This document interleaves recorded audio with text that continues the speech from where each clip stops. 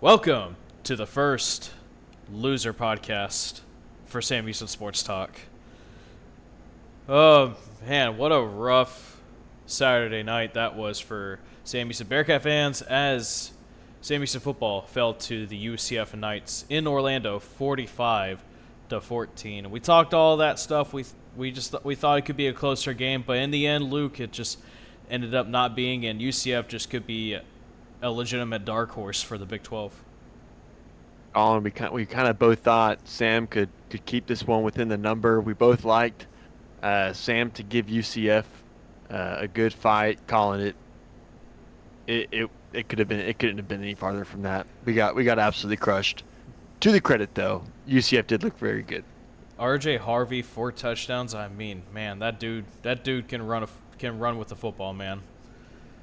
It's Absolutely. yeah, but we do like to extend our thanks though to the UCF fans that have tuned into the Sam Houston versus UCF podcast. That was our best pod overall yet, and especially on Twitter, joining the Twitter / X space or whatever you want to call it. I say Twitter, I say X. I interchange those terms, but either way, we like to thank the UCF fans for tuning in our spaces and just basically tuning in. We really appreciate it, and they outplayed Sam Houston, and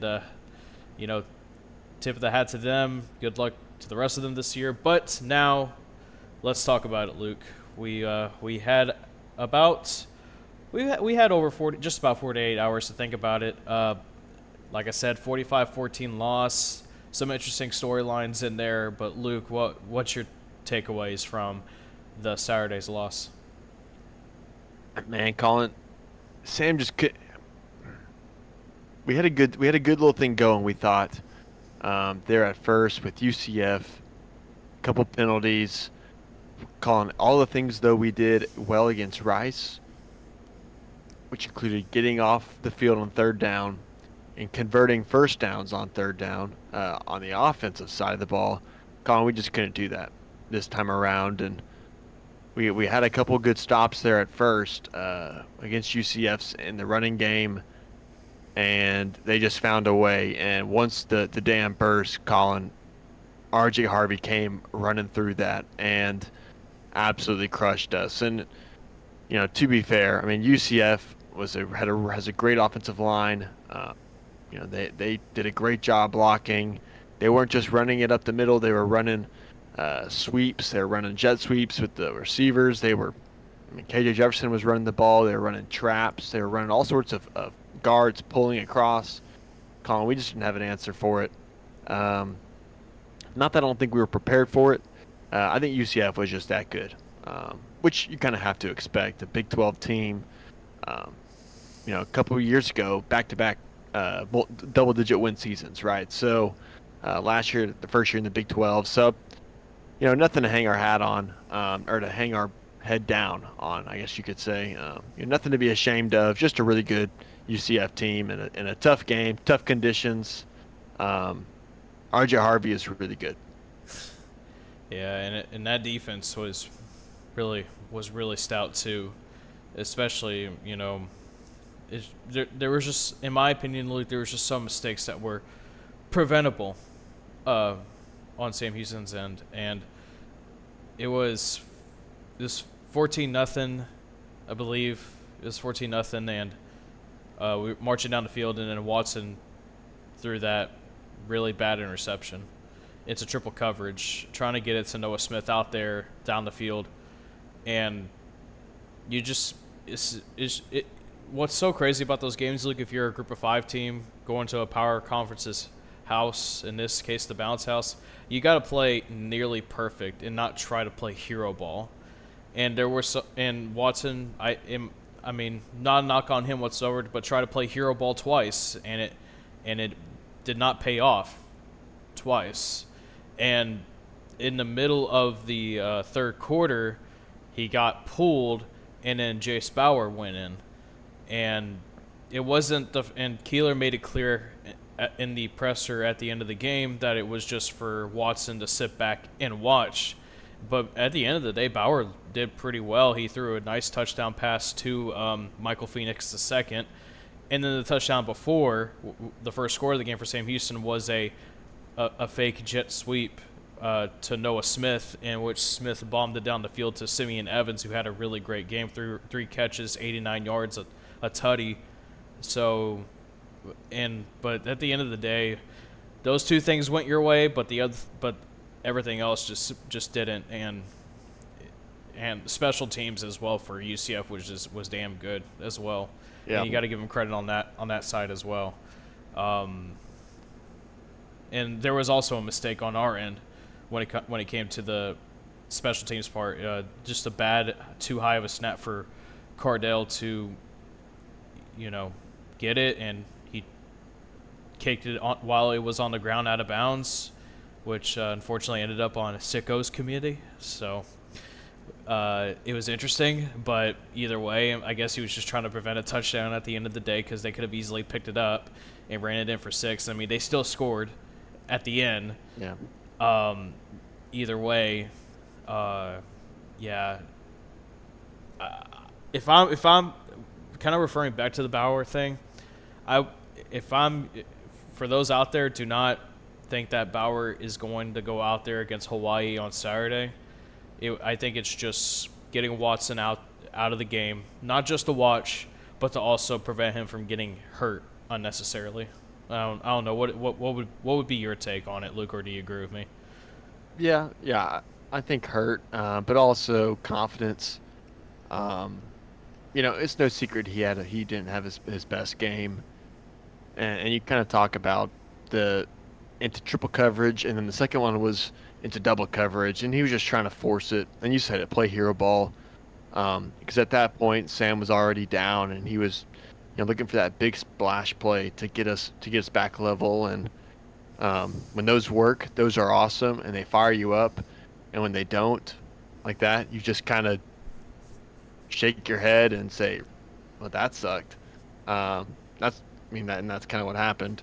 Yeah, I don't read too much into the Bauer coming in, and Bauer, to his credit, Bauer did play well. Now, granted, UCF was kind of playing that prevent D, keep everything in front of you. So I think the stats are a little, maybe a little skewed. Yeah. Right. Yeah. For Bauer, not that I'm saying he didn't have a great showing right there. I mean, 7 for 10 and a touchdown is always good, right?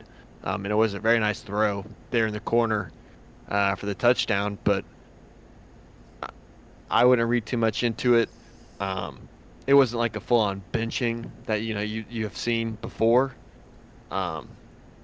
Now, if a similar scenario happens and out of halftime against Bauer comes out against Hawaii, or I'm sorry, Watson comes out against Hawaii and Bauer comes in the second half, then that's more of a scenario you could talk about. But at this point, not really. And I don't think Watson had the best run game with him earlier. We couldn't really get the run game going. DJ McKinney, I thought, looked pretty good at times, but nothing really sustainable. And Collin, the only receiver getting anything going, like you said, was Simeon.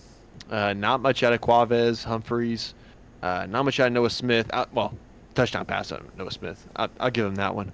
Receiving wise, though, right? Ife wasn't really there. Sohn wasn't, much anywhere. So, just wasn't our best day. No, it wasn't. And I gotta look at it one more. I am going to look at this one more time just to make sure I did not miss anything. But Keeler said that. Before what Keeler said, Orion Irving didn't. Who's supposedly the starting right tackle, didn't play against Rice. But Keeler said in the presser a few days before UCF that he was going to play. And as I'm looking at this, if I remember correctly, when I looked at the box score at the end of the game, Orion Irving did not play. Participation, I don't see him on the starter list, and on the other player participation list, his number, no, he did not play. against UCF. So I wonder if if there's an injury that is a lot worse than they thought it was, or if it was just precautionary in a game that, I mean, at the end of the day, I don't know how else to put this in a better term, but at the end of the day, it didn't really matter. One player was not changing that. No. That result right there. Orion, he's a good player for us, right? I mean, there's no doubt about it. One of the best tackles, right? He's a right tackle. One of the better tackles in the conference, right? But one player wasn't changing that. UCF was better. They were just getting through our line. Their offensive line dominated. And we'll kind of see that kind of happened. UCF just kind of leaned on us and kept leaning and leaning on us.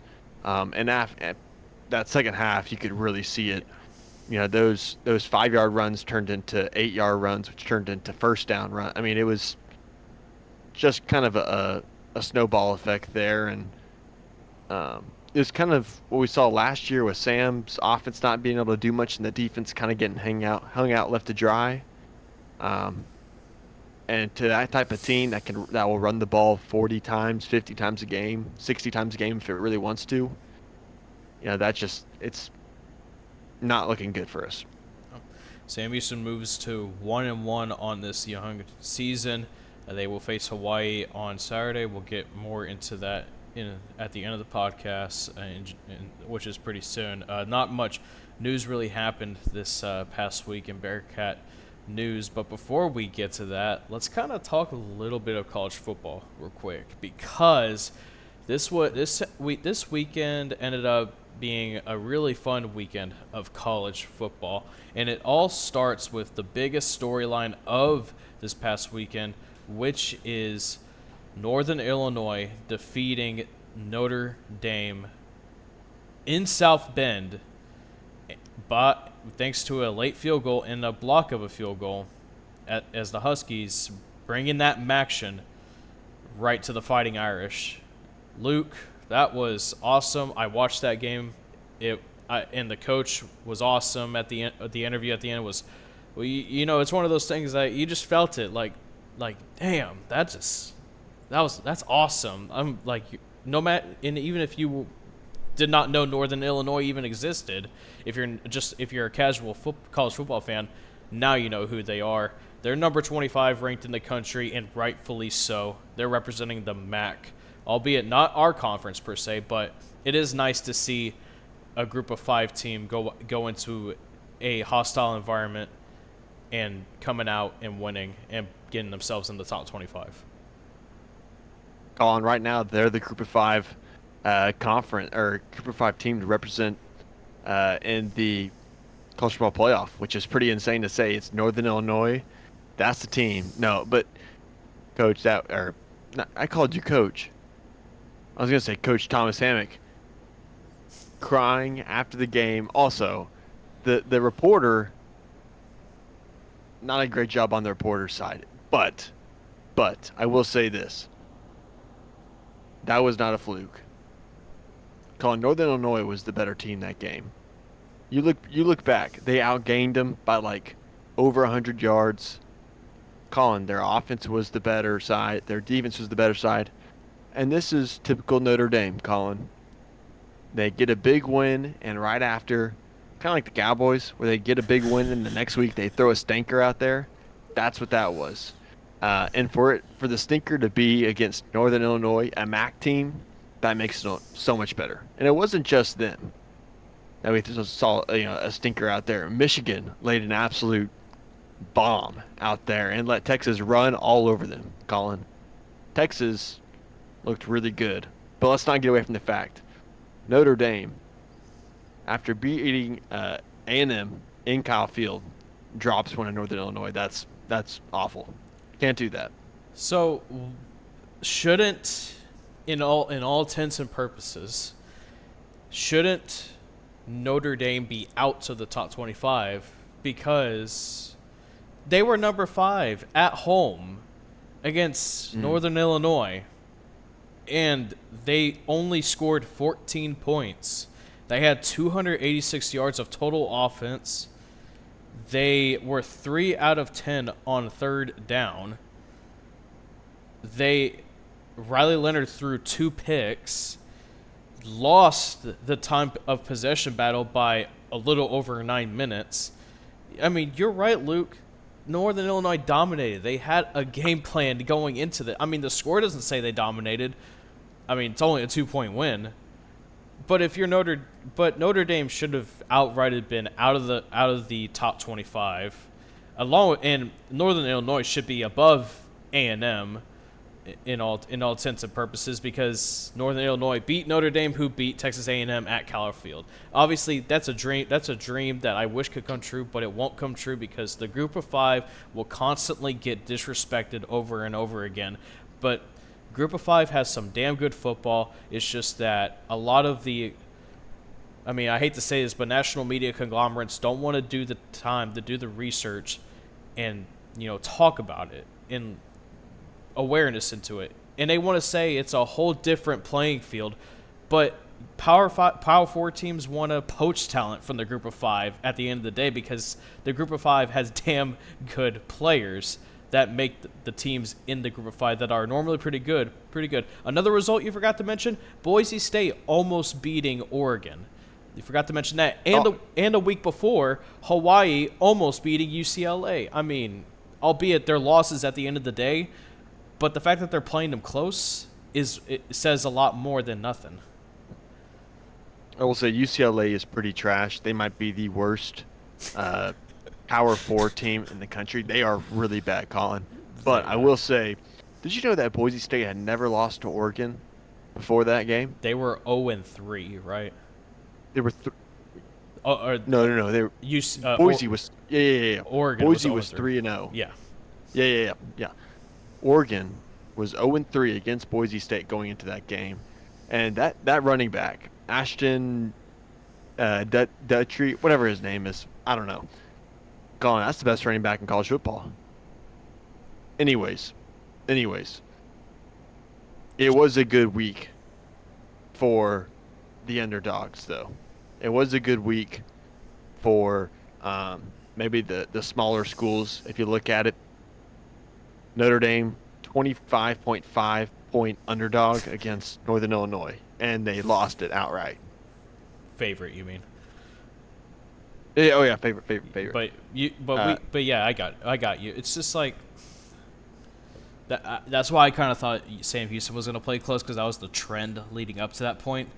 But unfortunately, we were the outlier of the weekend. we were. All the kind of the eyes pointing to was like, wow, look, okay, that big dog kind of lost. That big favorite lost. They're making it close. Not Sam. We got crushed. Ashton Jeanty, by the way, just what you were thinking. That's it. Man, it was a great weekend in college football. We got another fun weekend coming up ahead. Gosh, I don't really know what else happened in college football, just other than that. It's just at the end of the day, and I'll just say this one more time: Group of 5. Fine. If you want to keep disrespecting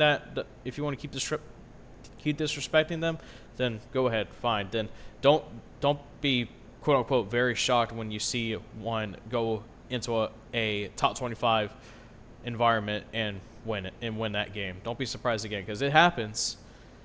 It's just that people just want to keep on dissing. And you know what? I hope Northern Illinois stays undefeated the rest of the year and represents the Group of 5 in the CFP. Colin, we forgot one. Bowling Green. Bowling Green, that's right. You were all over Bowling Green. Yeah. Oh, I was texting you. I was like, Bowling Green. Go Falcons. You texted me in the first quarter. You were like, hey, man, I think Bowling Green's going to win this game. And, you flip over there. I was watching kind of both Texas, Michigan, and the Bowling Green, Penn State. Because of DirecTV not being able to watch the ESPNs right now because the contract. So I'm flipping in between the fourth. And Bowling Green is just they always had the ball. Every time I switched over, Bowling Green was fixing to score. They couldn't stop. Yeah, it's just unfortunately some mistakes on their end that shouldn't have happened. Unfortunately, gave Penn State the advantage. One of the mistakes was returning a interception in the end zone that was deep in the end zone and then only getting to the 3-yard line. That was a big mistake. That shouldn't happen because I think on the next drive Penn State scored and gave them their first lead of the game. Colin, I have a question Yeah. about Sam. Well, it includes Sam. Okay. What do you think is the hardest place to play that we'll play this year?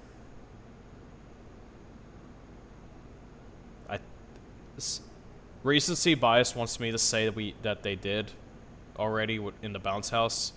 I'm kind of curious to see how that crowd's going to be against UTEP because it's it's a rivalry, I suppose, and Okay. that gets a lot of. Okay, so Go you ahead. want to say UTEP or UCF? UCF at the moment. Is that a harder place to play than Notre Dame, South Bend?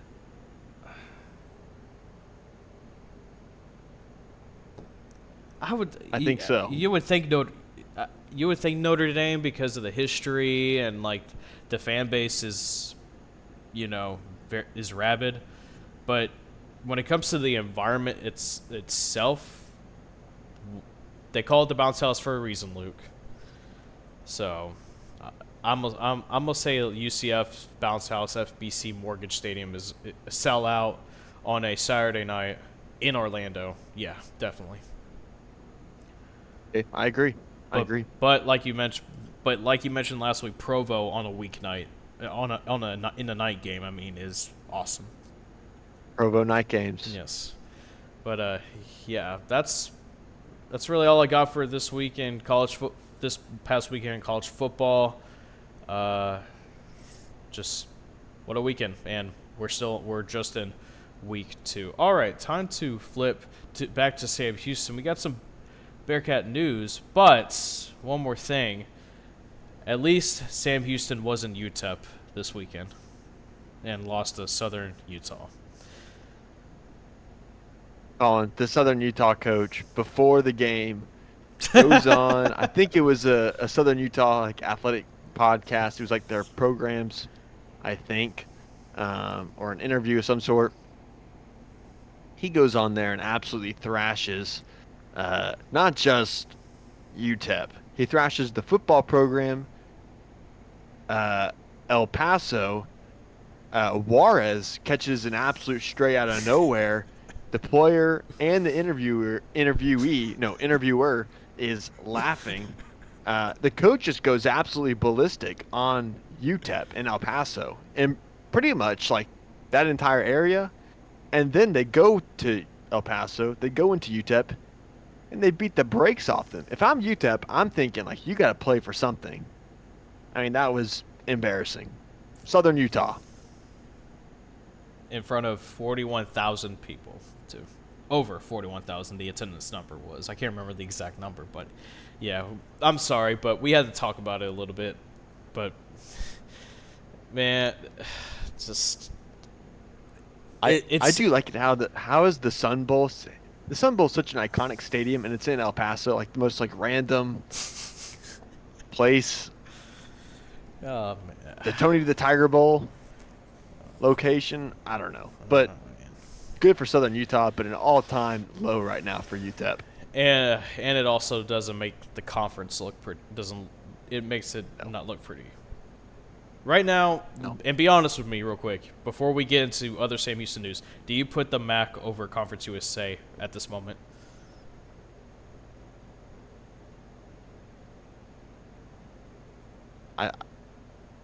Colin, I think so. Okay. All right. Because of Northern Illinois' win. Okay. I think the depth is with us. Maybe not. Not with UTEP. I don't know. I would say it's looking rough for the MAC or for the Conference USA right now. Yeah. Rough weekend for the Conference USA. Yeah. Jacksonville State is not what we thought they were going to be. No, I thought they were going to play number 22 Louisville close, but that didn't happen. No. But yeah. All right, let's get into a positive light a little bit. Other Sam Houston sports going on. Actually, let's just go ahead and get the bad right out of the way first. Sam Houston soccer, after having such a good start to the year, they fell once again. They lost to Rice and H-Town 1-0. It was it seemed like it was just a close knit game, but at the end of the day, Luke, the problem is arising again from last year, and that is scoring goals, and they've been having trouble with that over the past couple of weeks. Yeah, Rice got one kind of right away inside 5 minutes, and then after that, Sam was trying to battle back and try to get one through, and just couldn't. I mean, um, 10 shots, 4 on net, couldn't get through. I thought the defense looked pretty good. I had to play more of that counterattacking style again, but um, such a good start, but just hasn't been able to uh, really come through here lately. A few draws, a few losses has kind of stalled the season a little bit, but conference season is just it's getting pretty near, right? It's Yeah. next week, so or 2 weeks. Yeah. And at the end of the day, non-conference for most teams, what they're for is to see what works for you, and then hopefully you get it down once conference play gets going, and then once you get into the conference tournament, if you do make it, which I still think Sam Houston is going to make the Conference USA tournament again this year and make a run to the championship. It's just a matter of the players getting it down, and at first, though, the coaches, head coach Sonia Cavallo, figuring out what's best for the team as well. I'm confident. I wasn't worried. But go ahead, Luke. Yeah, and soccer is kind of one of the sports that it's not like baseball or football or basketball where people look at the non-conference heavily. Yeah. It's very much more, the conference is what really matters. It's more similar to, like volleyball and such, but you still want to do good in the non-con, but your conference schedule is definitely where the meat and potatoes are. Speaking of volleyball, Bearkat women's volleyball went up to Tulsa, Oklahoma at the Oral Roberts tournament, and it does say it is in Tulsa, so according to the app, but they a bit of an interesting game at first. They were able to take a set early against Tulsa, go Golden Hurricanes, but they fell three sets to 1. Tulsa are the Golden Hurricanes, right? Correct. Okay. Yeah, my knowledge is getting a little bit better. One of our friends showed ESPN Plus screenshot, and then I saw the logo, and I knew it was the Citadel. So that should just tell you I have no life. Anyway, women's volleyball then faced the host Oral Roberts and just thrashed them 3-0. A really great win. I think it's always nice to go to a tournament and beat the host team, and then the next day, up just before football got started, they beat Bethune-Cookman 3-1. Avery Fowler and Michaela Penakova got all tournament honors. So that's the second tournament /invitational in a row that Avery Fowler has won a tournament an all tournament honor. So Fowler's having a great year so far, it seems like, and Penakova starting to get some things going. But Luke, you said it. You already said it for me. For volleyball, for us at least, conference is really going to determine what this team is going to be. Yeah, and they got some pretty tough competition here coming up here pretty soon. They play the Crimson Tide of Alabama and UTSA in their next Roadrunner Classic. That's what they call it, but And Central event in Central Arkansas. Central Arkansas, right? But much better outing scene than what we saw at the Bearkat Invitational. Last week or so. Less errors. Avery Fowler did great once again. I think this team is just going to take a little time, but it's kind of a similar spot to where we were last year, getting off to a decent start and then falling apart later. But all you can hope is that they keep it going, and if they can get a win here against either UTSA or Alabama, and beat Central Arkansas, you'll take that. Soccer, by the way, as well, will play this Friday, the 13th, against Southern at 7:30 at home, and then believe that does it for their weekend. Yeah, and then they start conference tournament. They start conference play on the 19th. Okay, so they start a little early. So against New Mexico State. That's a guaranteed win. I'm guaranteeing a win right there, Colin. New Mexico State? No, against Southern. Southern. Okay, all right. I'm guaranteeing a win. I don't think you have to be an expert to guarantee a win for that, but you would hope so, to try to at least end the conference on a on a high note. Moving on to another thing, Bearkat women's golf have begun their season. They're up in Wisconsin, in Cheesehead country. Luke, you looked at the numbers. How are they doing so far? Colin, as you know, I'm a big golf head. Trust me, you drool at the sight of the PGA Superstore in the Woodlands. Yes, in the Woodlands. It doesn't matter where it is. I just drool at the side of a golf club. I just say, I want you. I need you. Too bad I'm left-handed. Every other club out there in the world is a right-handed club. You can never find left-handed clubs. Anyways, no, Sam Houston right now, third place. Interesting enough, Wisconsin is nowhere near the top of the leaderboard. It's actually Delaware. So shout out Coach Keeler, Flacco, all the legends.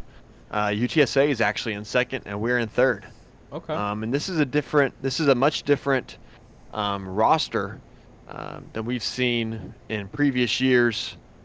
For Sam Houston, a lot of exit from previous years, and a few of the mainstays that we've had, they're not here anymore. Jennifer Herbst is gone. Jen David's gone. Now it's kind of in the hands of a lot of sophomores and freshmen on this team. You only have one senior, Carrie Dennison.